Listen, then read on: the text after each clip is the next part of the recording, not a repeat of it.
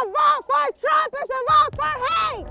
Please do not touch or harm the protester. That's not what one thinks of when one thinks of a school in rural Iowa. It's not that we're against immigration. It just can't be like an avalanche.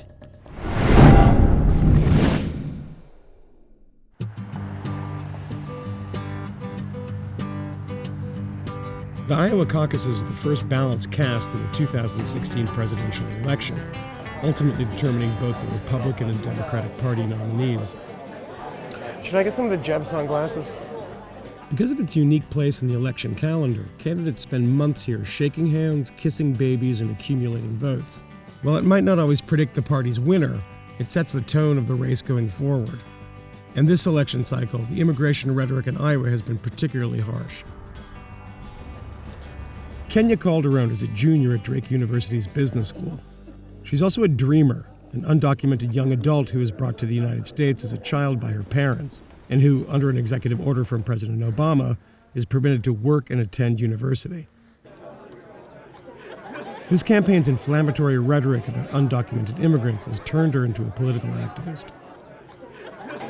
I went to challenge Bernie Sanders, and he refused to talk about immigration. I've marched next to you guys. I've supported you guys. It's time that we support one another. And he is not good for my family. I called him out that he didn't talk about immigration. He avoids me every time he sees me.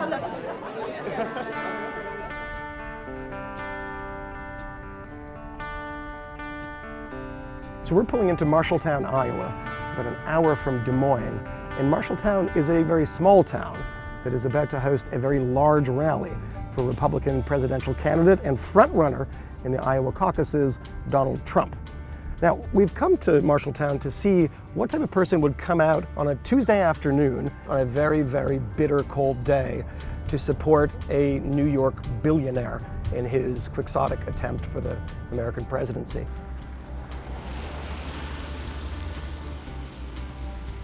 Famous Hairwick pins, bomb the shit out of ISIS pins, folks, right here. Bomb the shit out of ISIS pins. I got the hats he wears and signs right here. He has the Sharpie pen with him. He loves to sign the hats. It's going to be quite a big rally, as we can see by the very, very long line of people waiting to get in. Also on the other side of the road, a very, very small line, but a diligent bunch of anti-Trump protesters. Interestingly, no one's really saying much to each other. Quiet on this side, Iowa nice. Quiet on the other side, also Iowa nice.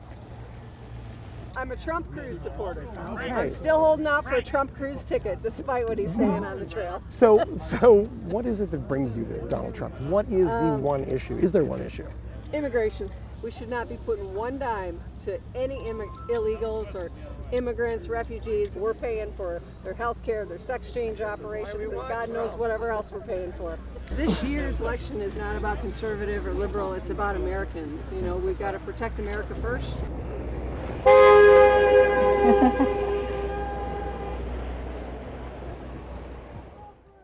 vote for Trump is a vote for hate!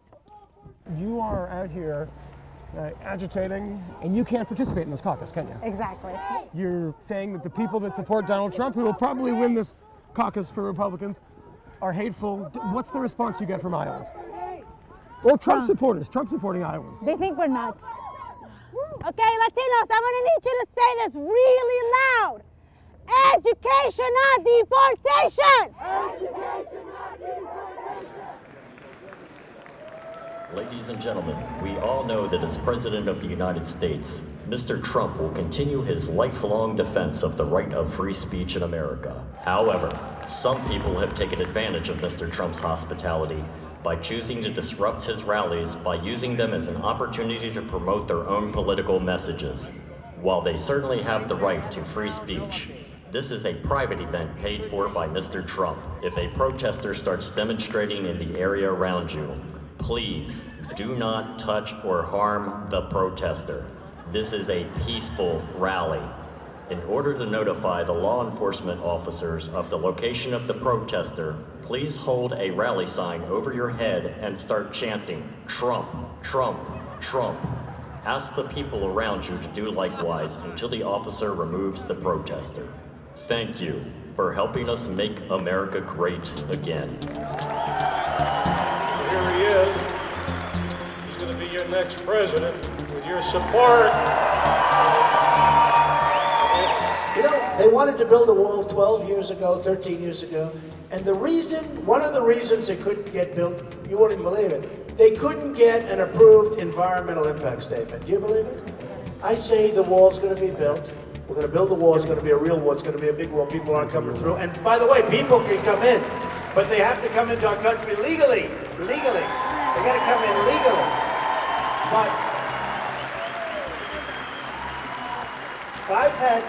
I've had some of the politicians that I'm competing against right now on the stage, because don't forget, for 6 months I've been a politician. Before that I was a businessman. I hate to even use the term. I hate to use the term politician.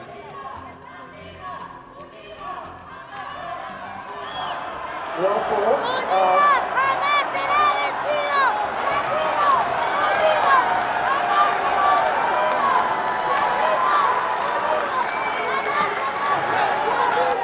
that's okay. Sure. Enjoy yourself, darling. Thank you.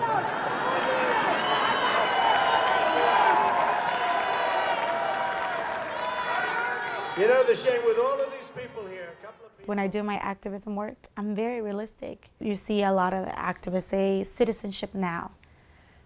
I don't agree with that. You don't? I don't. Tell me why. I feel like there's got to be a process. I understand when they say they don't want open borders. If I was born here, maybe I would say the same thing. We shouldn't just be given citizenship. So you are okay with the process that, because right now there really isn't a process. Yeah, right now there's not. Yeah, and especially if you've been here too. But you would be okay with the process, and at the end of that, you had some sort of legal status, whether it be a path to citizenship, a path to a green card, or a path to permanent residency. You'd be okay with that? Yeah, because I feel like that's the common ground that we need in this country. Who is this person I'm talking to? You're the shrieking activist who gets up there brave as all hell and yells and bangs, and I see this unbelievable. I know now you're I'm very realistic. now you're very realistic, and you're saying I'm going to be pragmatic about this. A very pragmatic approach. Because I think I see the bigger picture. I don't like to talk about something that isn't going to happen. I'd rather talk about something that's doable, and that could, give relief to a lot of people.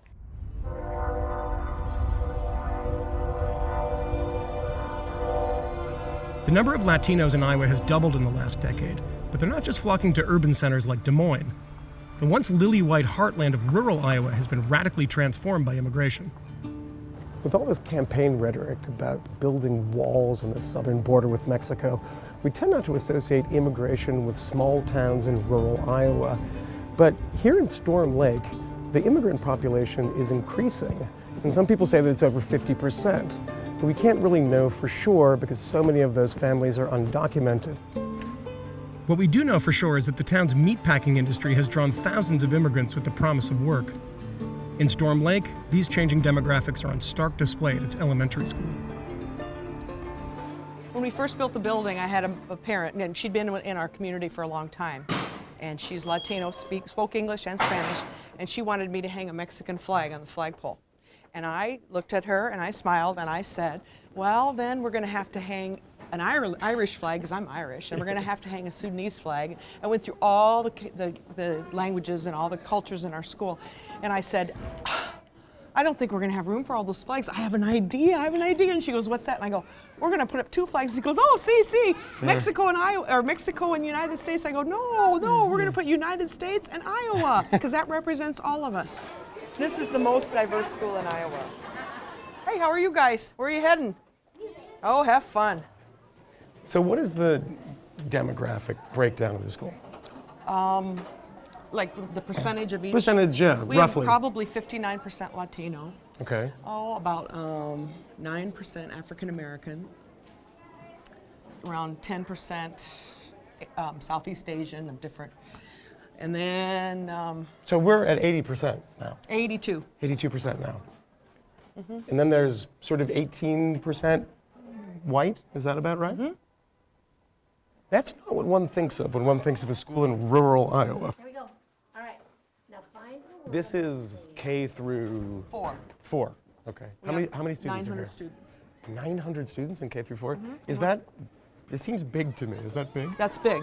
But when we opened this building 7 years ago, we had 680 students, and we have grown by that many students. You've grown by a third in a very short period of time, and that's mostly the result of immigration, right? Mm-hmm. But what percentage of recent immigrants are documented immigrants? Do you have any idea? You don't know. I have a sense, but we can't ask. I think there are plenty of people who come here for the job and get whatever legal, paperwork they need, and then they move towards that citizenship piece because they know it's the right thing to do.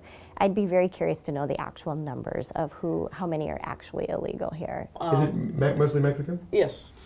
Okay. But we're getting more and more from Honduras, Guatemala, Costa Rica. We have one from Colombia, El Salvador. Micronesia. Educating the children of recent immigrants isn't cheap, often requiring language training and additional tutoring. And Storm Lake is feeling the strain. So we are out of room in this big, brand new, beautiful building. We're teaching in shared spaces, and we've converted some closets into offices or little tutor rooms. What happens if next year 100 more students come? 82% of students at Storm Lake Elementary get free lunch because their parents' income falls below the poverty line. Storm Lake isn't just struggling with the financial strain that comes with the wave of new immigrants, but also the strain of integrating so many disparate cultures. How much time of yours is spent in communicating things to people? We do door-to-door communication because it's pretty effective. Mrs. Quickle and I do probably 2 or 3 times a week, driving over to people's homes in the morning, knocking on the door saying, excuse me, but your child's already missed 10 days of school, but in America, we go to school every day. That's how we get our children educated. The family I went to pick up yesterday, I got it. This is the 4th phone number I've gotten from her since December 1st. So I can't call her to say, where are your kids? Why aren't they in school? So I just get in the car, go over there, show up at her house, bang on the door. So get them out of bed. I got them out of bed yesterday. Storm Lake sits in one of the most conservative districts in Iowa, and Principal Quickle plans to caucus for the Republicans. If you take someone, leading the Republican pack now, like Donald Trump, who says the first day in office he's going to deport 11 million undocumented. I actually said something to Donald Trump about his comment about deporting, being at his rally, and I got to talk to him. And I said, you just can't do that. And he said, I know you can't do that, but I needed to get people's attention, and then we'll work on it. I supervise the 3rd graders at lunch every day, so I've gotten to know certain kids pretty well. And one of the students said to me one day, Mrs. Huntress, who are you going to vote for? I hope it's not that guy who's going to make us all go back to where we came from, or where our parents came from. And I think when kids start to say things like that, you think, I wonder what they were talking about at the dinner table last night. Whoever becomes president, they've got to do something. It's not that we're against immigration, but it just can't be like an avalanche, and that's like what we live in. Storm Lake is in a district represented by Congressman Steve King, a Ted Cruz supporter known for his anti-immigration stridency. We tracked him down before the Republican debate in Des Moines. So what do you do with a town like your hometown? You see these kids in school, growing up Iowans. Well, here's what this issue sounds to me like, is that you're looking for the most sympathetic element of a large population of maybe 20 million people, and whose parents, either they or their parents, knew they were breaking the law when they came in. I'm kind of waiting for some of those dreamers to point their finger at their parent and saying, you put me in an illegal situation, and I think my parents should be punished for the crimes they committed. Nobody seems to be doing that. I gotta go. Thanks, man. Something really good has happened out of this craziness from both the Republican candidates and the Democrats. They have left me feeling like if I really want my parents to have a legal status here, I can fight for it and I will get it. I grew up calling myself an illegal, calling my parents illegals. That made me believe that we were criminals. For me, being undocumented means belonging to a community of 11 million of my brothers and sisters who are hardworking, who contribute to this country so much. It's a label that means hardship, but also hard work.